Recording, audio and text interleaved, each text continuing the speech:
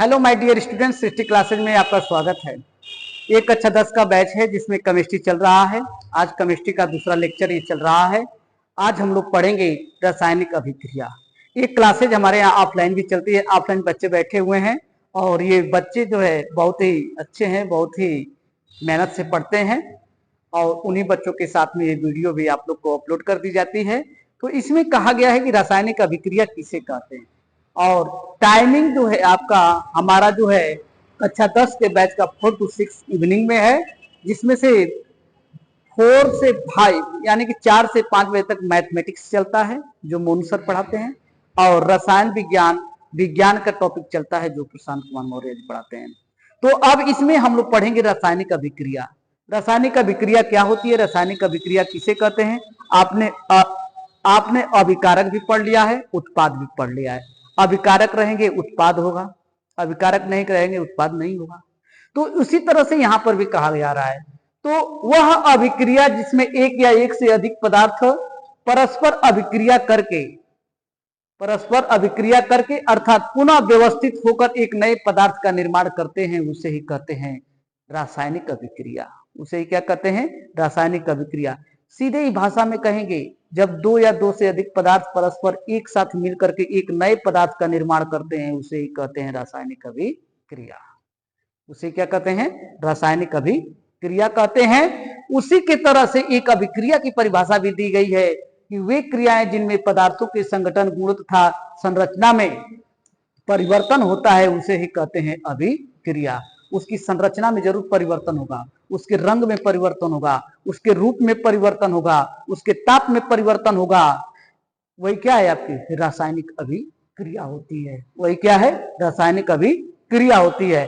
कैसे, देखिए एग्जांपल कह दिया गया है कि जिंक ऑक्साइड को सल्फ्यूरिक अम्ल H2SO4 के साथ अभिक्रिया करते हैं तो क्या प्राप्त होता है। जिंक ऑक्साइड को सल्फ्यूरिक अम्ल के साथ अभिक्रिया की जाती है। अभिक्रिया कैसे करेंगे, यह दो आपको दिया गया है अभिकारक। ये क्या है, अभिकारक हैं। अब अभिकारक के रूप में जब मिलेंगे तो एक नए पदार्थ का निर्माण करेंगे। कौन सा पदार्थ का निर्माण होगा, देखिए जिंक है, यह धनायनित यानी कि 2 धनायन, ऑक्सीजन है 2 ऋणायन, हाइड्रोजन है +1 और सल्फेट है -2।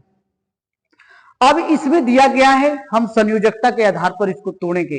कभी भी 2 धनायनित रखे जाएंगे, 2 ऋणायनित रखे जाएंगे, एक साथ परस्पर अभिक्रिया नहीं करते हैं और यह संयोग के आधार पर अभिक्रिया करते हैं और वैद्युत संयोजकता के आधार पर अभिक्रिया करते हैं। इस साथ में ये रखे रहेंगे, ठीक है। उसमें से टूटते कैसे हैं, देखिए अब यहां पर यह क्रियाशीलता के आधार पर, तत्वों की क्रियाशीलता के आधार पर हाइड्रोजन से जिंक की क्रियाशीलता अधिक है। इसके कारण जो इसके साथ में जो तत्व रहता है, पदार्थ रहता है, वह अभिक्रिया आपके जिंक के साथ करने लगेगी तो बनेगा ZnSO4 प्लस, ये जल यानी कि हाइड्रोजन है, जल के साथ अभिक्रिया करने करे तो H2O हो जाएगा। क्या हो जाएगा, H2O। यह बन गया आपका जिंक सल्फेट। क्या बन गया, जिंक सल्फेट बन गया और यह आपका जल बन गया जो वाष्पित हो जाएगा।